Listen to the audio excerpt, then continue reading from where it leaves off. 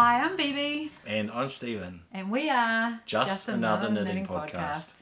So this is our second episode now, and what we're going to do for this episode is we're going to do a pattern review. So if we just came to you and gave you whips and whatnot every time we podcasted, we wouldn't have very much progress because we're not super fast knitters. But so we thought we'd intersperse that with a bit of other stuff that we're interested in talking about. So today we wanted to do a pattern review.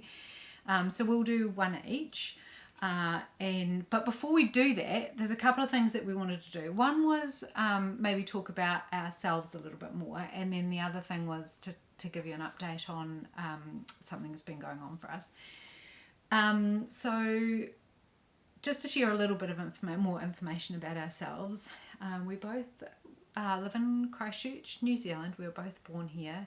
We've probably travelled pretty extensively around the world. I think most people who live in New Zealand who have the means to do so would do a little bit of travel. New Zealand is a very small place on the bottom of the world, and so and New Zealanders, I think it's part of kind of our way of being that we like to we have a curiosity about other people, so we like to travel, so we have done that. We have between us, we're a blended family. Between us we have 3 children.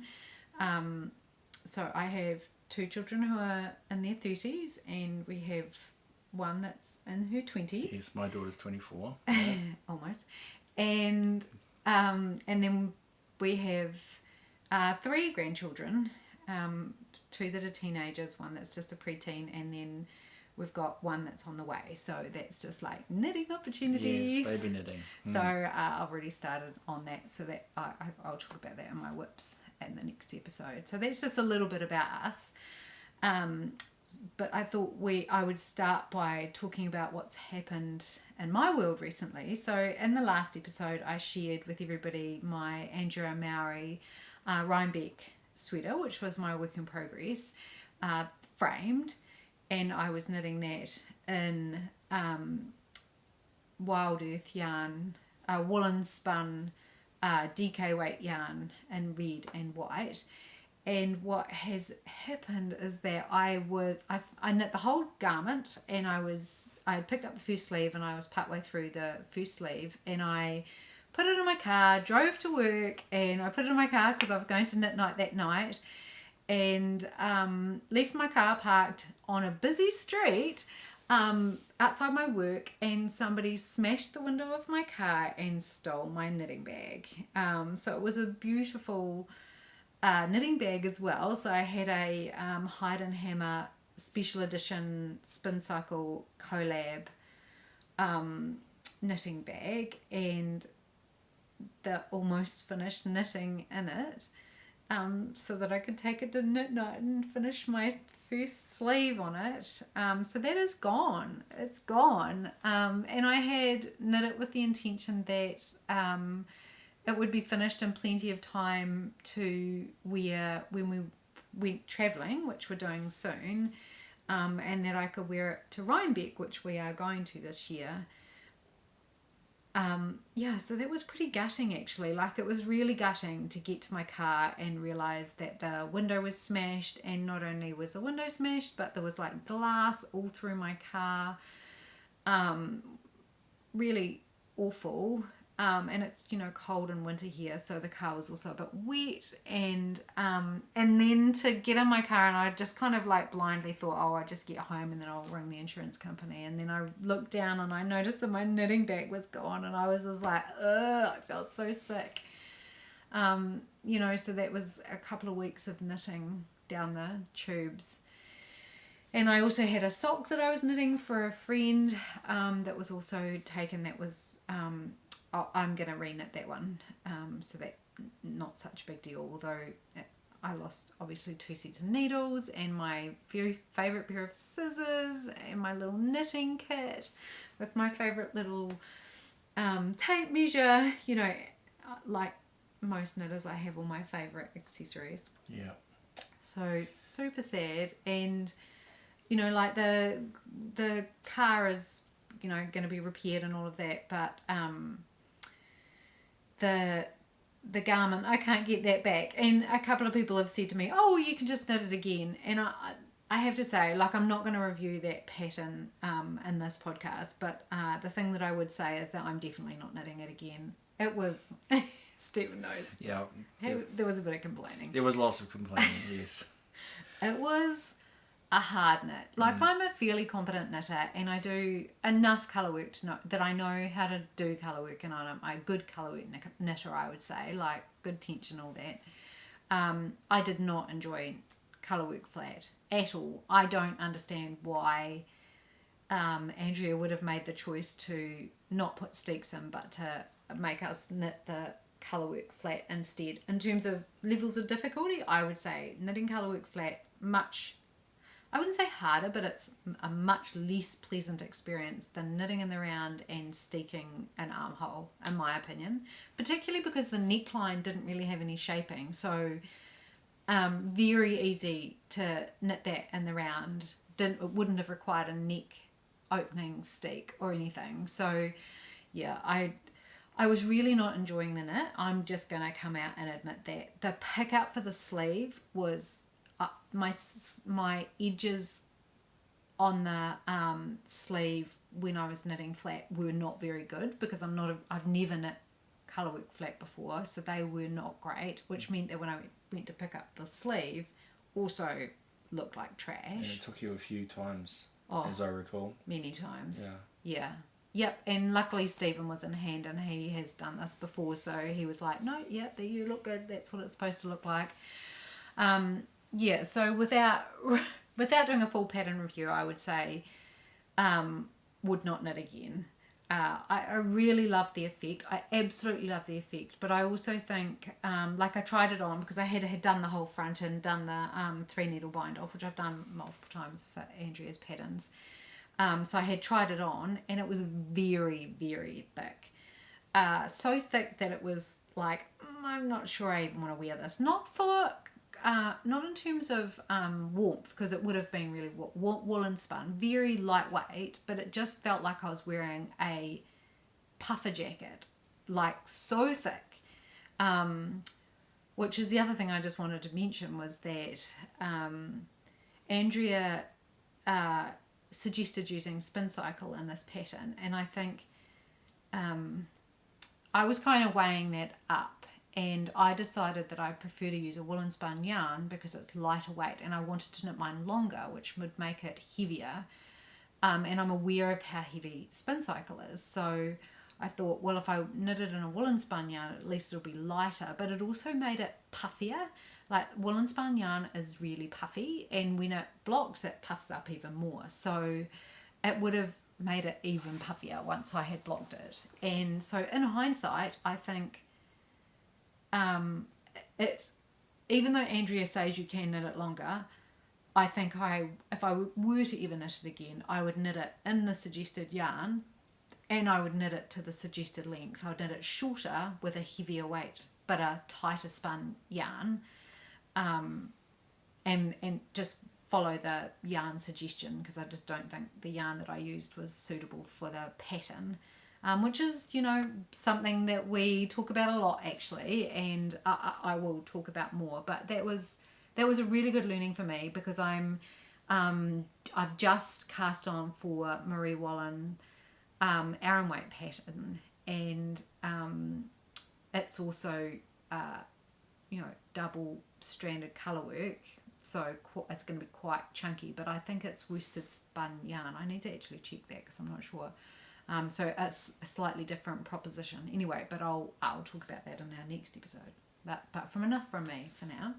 Right, thanks Bebe. Yeah.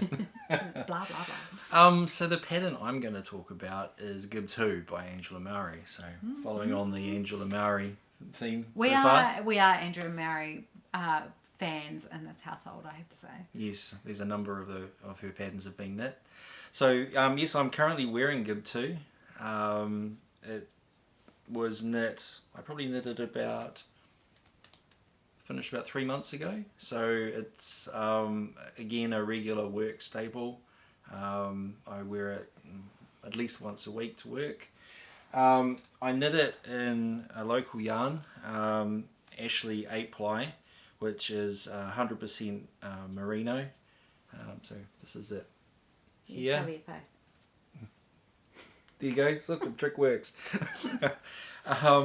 So that's the yarn there. The pattern itself. So in terms of a pattern review, I really enjoyed knitting this. It's a textured knit, and it has obviously got cabled raglans as well for some additional interest. The texture pattern wasn't as difficult as what you might think. It's really only like a... So it's knits and purls. It's just knits and purls, and it's a several stitch repeat. So is it two knits and two purls and a repeat? Yeah, it's I can't tell you off the top of my head, but it does alternate from a couple of rows, but once you get into the swing of it, it's really easy to read the knitting. You never really lose your place, and you always know if you've made a mistake almost instantly because the stitches are just not lining up. So this was a garment that I really could just sit down on the couch in front of the TV, pick it up. I never had to refer to the pattern until I was at sort of things like sleeve decreases and things like that, and really just enjoyed the knitting. It was really fun to knit. The yarn itself that I knitted in, it's a little bit pilly. It's a bit soft. So if I was going to try it again, I might pick a hardier type yarn. But again, that's my own fault. I wear these things to work. I work at a desk all day, so I'm tapping away on my keyboard, and so my forearms are rubbing on the surface constantly. So I tend to wear the elbows and the forearms of my jerseys quite thin. And similarly, it often pulls along the front where it touches the edge of the desk, so that's also another spot with most of my jerseys. So it has a few really nice details. So it has a cable down the raglan. Was that difficult to do? No, it was the first time I've ever actually done anything interesting inside of a raglan, so I was quite happy about that. No, the cable was good. It did get a little bit tricky at times just working out where I was up to in terms of the cable cross. I suspect there is one cable cross that might be one row too far down, but you really can't tell, and if I go looking for it, I can't find it, but I only know it's there because when I hit the bottom for the to start the main body of it, I was not quite where I thought I was supposed to be. So yeah, so that was a bit of a blue. So anyway, that's Gib II. I would definitely recommend it. It doesn't really have much in the way of downsides. I mean, if I was going to critique it just a little bit, I would perhaps have preferred a slightly rounder neck. It's quite straight in front here. So, you know, when you're sitting and walking, it looks fine. But, you know, it kind of can get a bit bunchy. Yeah, I see that now. At the front. It's kind of like, it's a bit wide for the length that it is as well. Yeah. Like it sits out. It doesn't have that nice kind of down the front. Yeah, there's a little bit of shaping in terms of short rows, if I remember correctly. But the short rows are in the neck. Yeah, they're in the neck. So it doesn't quite make it to the front. So the front's really just a horizontal row. So anyway, no, definitely still recommend it. It was a great, easy knit. And the bind-offs, you did it. proper tubular bind-offs? Yep. I definitely did the Italian bind-off per the pattern. There's some really good videos and links in Andrea's pattern. And they go into a lot of detail. And, you know, if you've ever wondered how to do anything in particular, I would highly recommend buying one of her patterns and just following her links to the video tutorials. And there's especially good ones in the pattern around short rows and picking up short rows from all four directions.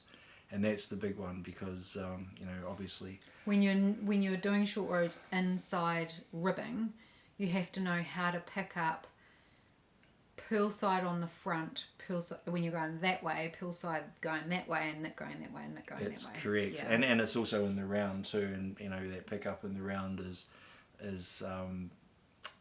the hardest one of all. I have many holes that I've just kind of had to cinch shut because it's like I give up.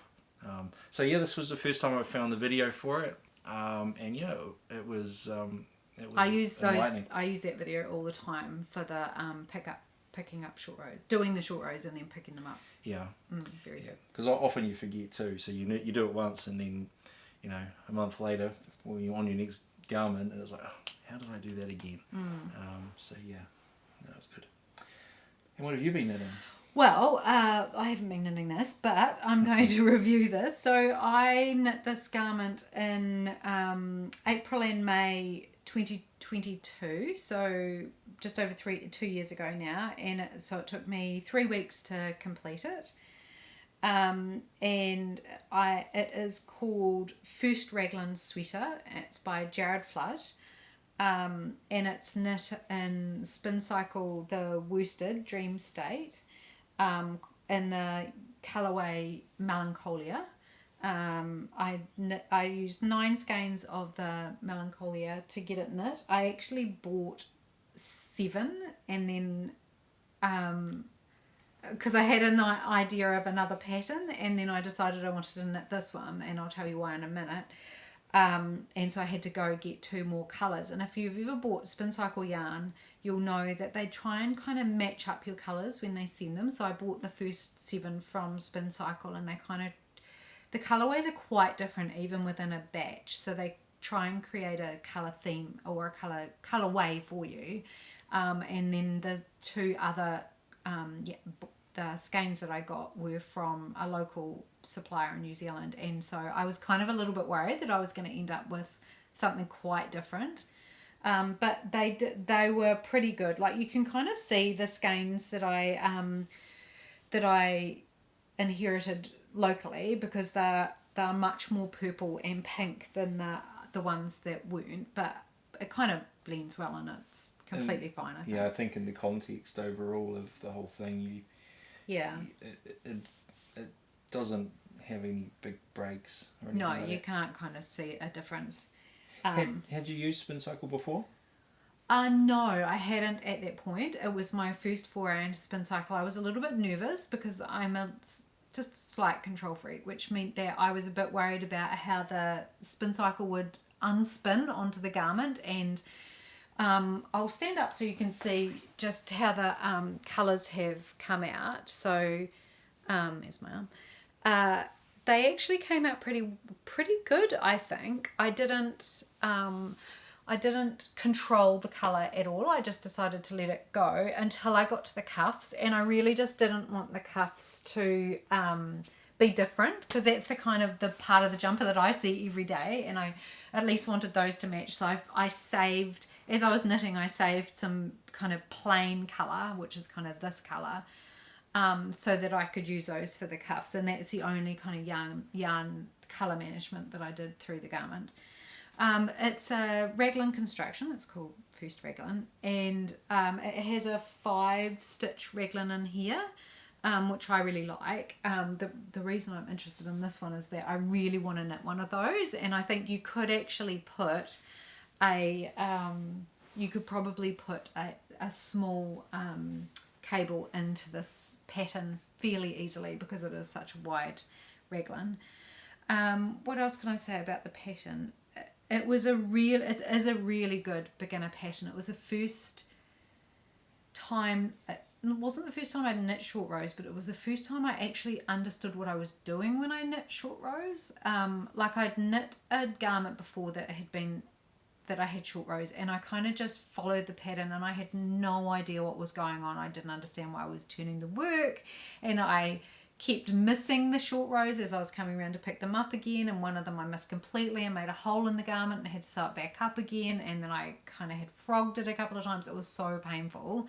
And then I wanted to do, the reason I chose this pattern is because I really wanted to understand how short rows worked, and Brooklyn Tweed, which is what this, it's Jared's pattern company, had a really good tutorial on how to do short rows in the style for this particular pattern, which I found incredibly helpful.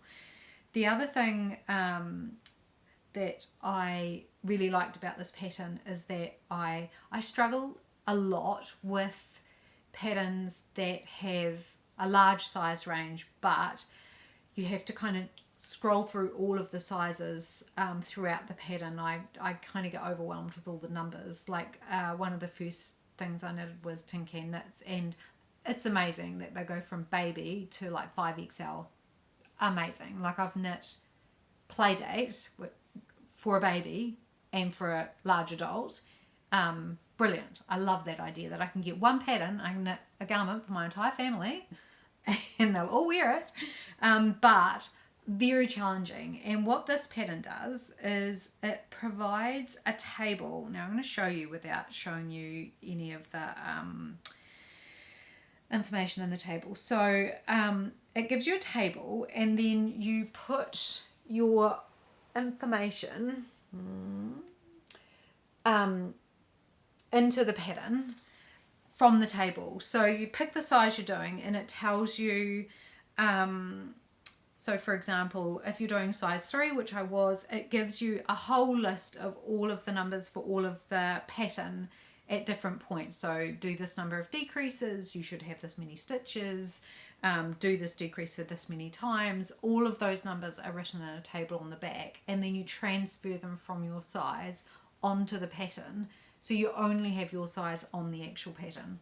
Brilliant. Loved that. And actually I've just knitted another garment which had that as well. So I really appreciated having that to refer to. The other thing that this pattern has is a companion guide. So it has the standard shape, which is what I knitted, which is I think a really good unisex garment, and I'll talk more about that in a second. But it also has a knit companion that allows you to do a mod shape, which makes it shorter and cuts in at the bottom, at the waist, and a mod to the sleeve where you can either do it like I have, like a fairly loose sleeve, or a tighter sleeve, a shorter sleeve. So for a new knitter that might be not very confident about making those kind of changes for themselves, it gives all of the instructions you need to knit a garment in a variety of different ways, including a short sleeve or a long sleeve, short body, long sleeve body, all of that kind of stuff. So really, really good. First, if you're interested in learning how to do good short rows, nice raglans, and all of the kind of, all of the nice finishing details that you're going to get from a Brooklyn tweed pattern, brilliant pattern for that. And what I can say is that Stephen knows, because he has also knit one. Yes, so I did. Here's one we prepared earlier. So quite useful that we both have one of these, and I actually know a few people who have knit this pattern. So you were wearing this the other day and we were talking about it. That's right. I can see your short rows. Yeah, you can see my short rows in that one. You can't see mine, I think, just because of the yarn that I'm using. In fact, that's actually how I tell the back from the front. So I just go looking for my bad short rows. So yeah, I knit that. That one was knit in Corrie worsted. Which was my first So this is foray. La Bien-Aimée. Yeah, La Bien-Aimée Corrie worsted, and the colour of that one is Eric Northman. So it's a really beautiful deep red with like dark red flecks in it. Yeah, it hasn't pilled at all, which is kind of nice. No, it's held up really well. It does felt a little, so I think the staple is much longer than the normal yarns that I'm used to working with. So it definitely acts differently to our local yarns anyway. So. And the comparison between these two garments is amazing. So this is very lightweight. It's very kind of bouncy, and you say it's prickly, but it feels really soft. I'm surprised by that. Yeah, it's the weirdest yarn I've got. You are right. It feels really soft, but if you put it on, you can feel the fibres immediately, even through a shirt. Yeah. But you just get used to it, and after about 5 minutes, you're away for the day. Yeah. And as opposed to this one, which is a spin cycle. And the other thing I would say about this is that the yarn was great. This is one of my most worn sweaters. I would definitely wear this every single week in the winter. It's very warm. It's quite thick. But it's also, it's not puffy. It has a really nice smooth feel to it. So it feels like superwash yarn. But it's also really thick and springy, and but it's held together really well. It doesn't pill. I've never depilled it. But it's quite heavy. I like it being heavy. But it was part of the influence on my decision making not to knit the Andrea Mowry in this yarn, because it is a very heavy garment. And honestly, we are backpackers, and I was just honestly thinking about the fact that I was going to have to take quite a hefty jumper all around Europe and the United and New York with me, and thought I don't really want to do that. So that was part of my decision making, and I'm still not sure I would want to knit it in the framed in the spin cycle, but I absolutely love this. And I have since knit another garment in Dream State and another garment in the sport weight version of spin cycle, which is called Dyed in the Wool. Yeah, and I really love, and I've actually bought another sweater quantity of Dyed in the Wool from Spinster's Daughters Fibre. Yeah, you're right, this is prickly. It's prickling my legs. Get away from me. So weird. So that's 2 pattern reviews. I think to complete the set, I'm going to have to knit that. It is beautiful. I kind of covet it. Yeah, I was actually at work a week and a half ago, and our CEO walked into the office and looked at this jersey and says, "Wow, that's an amazing jersey you've got on there." And I was like, "Well, thanks. I did it myself." So. Yeah, no, it definitely can attract the odd comment. So, and I'm sure people think that your wife made it for you. Probably, because people are sexist and they don't think men knit. I think everyone at work knows that I've knit my own. So. Yeah, yes. Sometimes I like to wear things that you've made for me, and then people are like, "Oh, did you knit that?" And I say, "No, my husband made me this." Like my hat that I wear. And it always surprises people. Even in New Zealand, when lots of men knit, people are surprised that you're a knitter. Well, okay, so that's our 2 pattern reviews. I guess this is coming to the end of our 2nd episode. I'd like to thank you all for bearing with us, and really, we really appreciate you taking the time out of your day to have a look at what we're up to and listen to our thoughts. We hope that you will stick with us over our coming episodes. We have a number of patterns and jerseys to look at. We also obviously have a journey in our near future, which we are looking forward to taking you along with us on. So we've got lots of ideas and plans for little bits of knitting snippets in and around Christchurch. There's a few local yarn shops that we'd quite like to visit. And as the weather gets warmer, we live in quite a nice area in terms of nature, and it would be quite nice to get out there and do some knitting in the sunshine. So yeah. So thanks for being with us, and feel free to subscribe to the podcast. We don't mind if you do or don't, because we're really just doing this for ourselves. But we've been really stoked that some people have subscribed and people have made comments on our videos. So thank you very much if you've done that. It's quite exciting. Yeah, it is. Got to admit.